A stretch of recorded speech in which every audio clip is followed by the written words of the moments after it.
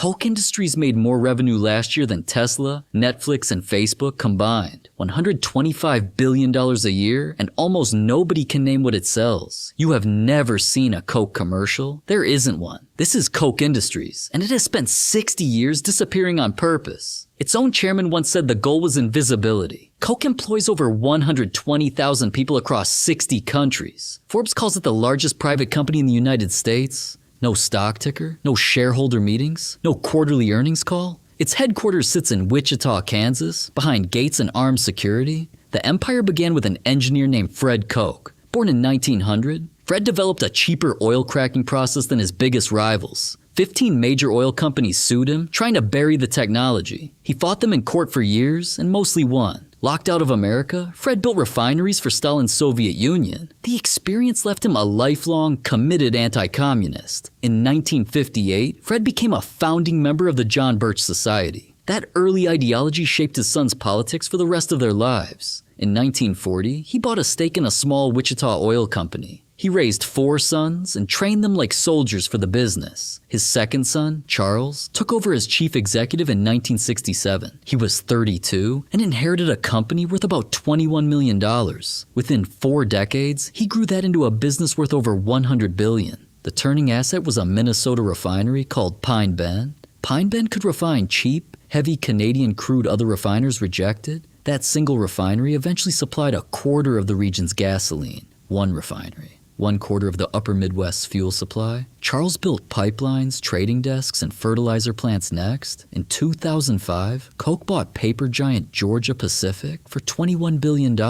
Suddenly, the gasoline company also made Brawny towels and Dixie cups. Koch quietly owned household brands nobody realized were even connected. By the 2020s, Koch employed more people than most Fortune 500 companies. Georgia Pacific came with a hidden cost, decades of asbestos claims. Its old joint compound had used asbestos into the 1970s. Sickening workers. Koch eventually set aside billions of dollars just to cover the claims. Analysts said Koch had bought a brand and inherited its history. It was proof that even Koch's deals carried buried risk nobody advertised. His brother David ran the chemicals side, just as privately. Together they built what insiders called market-based management. Every division competed internally for capital, talent, and bonuses. The model let Koch swallow companies like Molex, Invista, and Guardian Glass. Koch also ran one of the most aggressive commodity trading desks alive. Its trading arm alone moved tens of billions of dollars a year. That trading desk gave Koch information advantages public rivals couldn't legally match. In 2016, Koch subsidiaries paid regulators for false oil storage reports. None of this required a single share sold to the public. For years, only Cargill outranked Koch among private American companies. Staying private meant no SEC filings, no earnings leaks, no outside board fights, zero legal obligation to tell the public anything at all. The secrecy wasn't an accident. It was the entire strategy. Analysts later called it the most disciplined privacy in American business. But total control over a company this size came with a hidden cost. The same 4 brothers who built it nearly tore it apart. By 1980, Bill and Frederick Koch turned against Charles and David. What followed was one of the ugliest family lawsuits in corporate history. Bill Koch claimed he'd been cheated out of his fair share of stock. He sued his own brothers, accusing them of shortchanging the family trust. The case dragged through courtrooms for nearly 2 decades.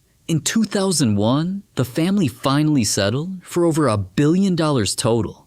20 years, 4 brothers, and a settlement that still didn't end the bitterness. Bill Koch didn't stop there. He turned whistleblower against his own company. He alleged Koch mismeasured oil taken from government and tribal land for years. A jury found Koch had taken oil it never paid for, thousands of times. In 1999, Koch settled the case for $25 million. His own brother called it, on the record, a business plan. Then came the accident that made the secrecy feel dangerous. In 1996, a corroded Koch pipeline leaked butane gas near Lively, Texas. 2 teenagers, Daniel Smalley and Jason Stone, drove into the invisible cloud. A jury hit Koch with a verdict of $296 million. At the time, it was among the largest wrongful death verdicts in Texas history. Regulators started looking harder at everything Koch touched underground.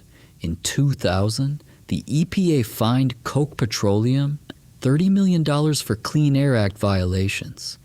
It was, at the time, the largest civil penalty ever issued under that law. 6 refineries, multiple states, thousands of tons of illegal emissions.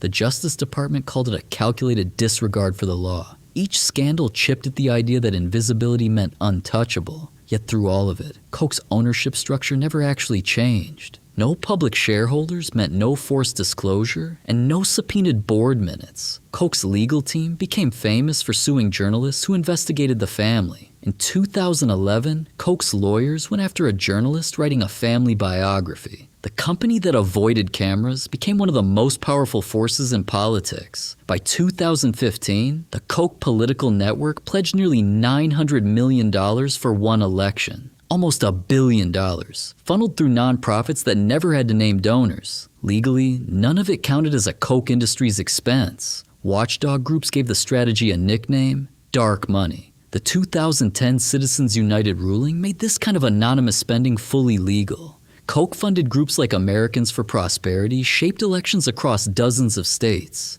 David Koch alone gave over $100 million to political and policy causes. By the mid-2000s, the brothers were treated as a political party unto themselves. Whenever a lawsuit threatened disclosure, Koch fought it all the way to the top. Their lawyers argued that donor privacy was itself a constitutional right. Courts largely agreed, and the secrecy became legally protected, not just cultural habit. Through the 2000s, Koch funded think tanks that challenged mainstream climate science. Independent trackers estimate Koch entities gave over $145 million to those efforts. Koch's core business, oil and chemicals, stood to lose the most from regulation. Critics called it self-interest dressed up as scientific skepticism. Even after David Koch died in 2019, the machine he built kept running. He was 79, with a fortune estimated near $50 billion.